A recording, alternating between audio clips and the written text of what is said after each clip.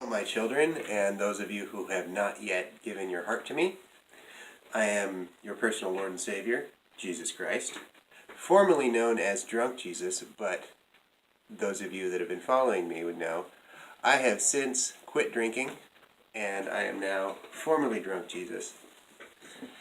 This show is sponsored spiritually by Beck's non-alcoholic beer, the Christ-like non-alcoholic beer. It tastes sinful, but it's not.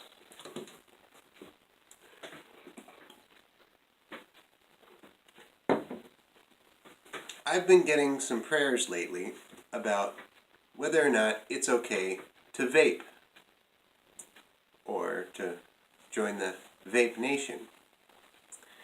And some of this I did address in my book, The Bible. You may have heard of it.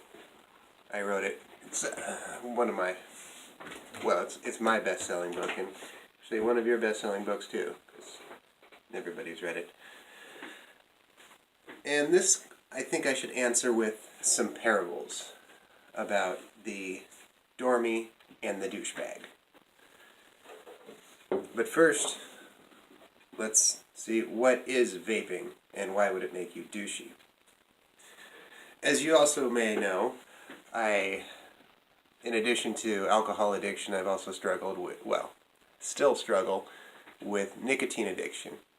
And what vaping is this thing with a battery and a coil that heats up some oil, much like the stuff I anoint your head with, and then I'll anoint you with fire. That's later though. And you get this, they call it juice. It's oil with nicotine in it, and it's flavored like fruits or baked goods. And you put the thingamajig that has the oil in it, or juice, onto the battery. It's kind of like a burner, and you press a button and it heats up, and then you breathe in vapors, like smoke, but they're vapors. And you get the nicotine this way. And the question is, does this make you a douchebag? Well, as I said in my book, drink but do not be drunk. You can vape, but do not be a douchebag. You can vape and be a douchebag, but you shouldn't. But vaping does not make you a douchebag. Now, the parable of the dormy and the douchebag. So, some people were out ministering, telling others of me while they were toiling, and one of them announced a gathering at one of the homes, and said something to the nature of, Rob's coming, he's going to bring some alky. And the douchebag comes along and says, you guys are such dormies.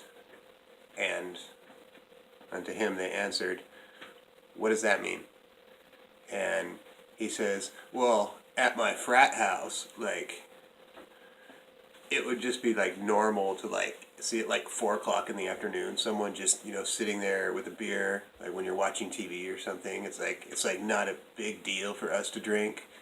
And you guys are all ooh, it's a big deal. You can call it alky and not just a ski or a brewski or one of the cool words that people that aren't dormies say. That guy was a douchebag, and nobody invited him to their gatherings. Don't be like unto him. Be like unto the dormies who invited people just because. Now you may wonder, what does that have to do with vaping?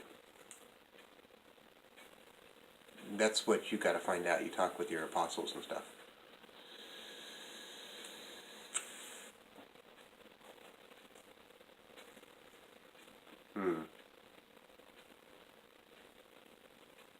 I'm not sure if this is sinful.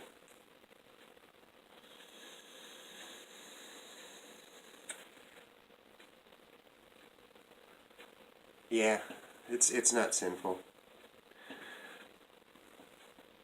I'm not really sure how this could make you a douchebag, But there certainly are those who are douchebags that do this. And that does not reflect upon the vaping. It's the person was a douchebag before they started vaping. So it's much like how there's a lot of people that have psychological problems that turn to alcohol or marijuana.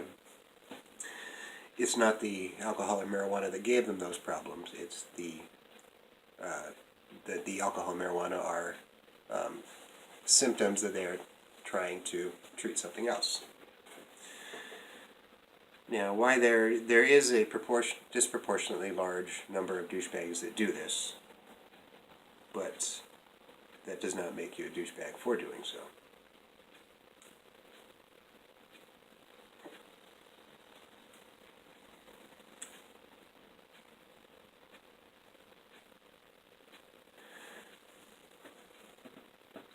It's called Melon Twist. It doesn't have such a strong melon taste to it, though.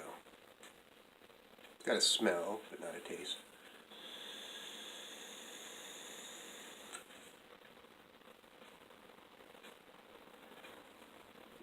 Christ-like.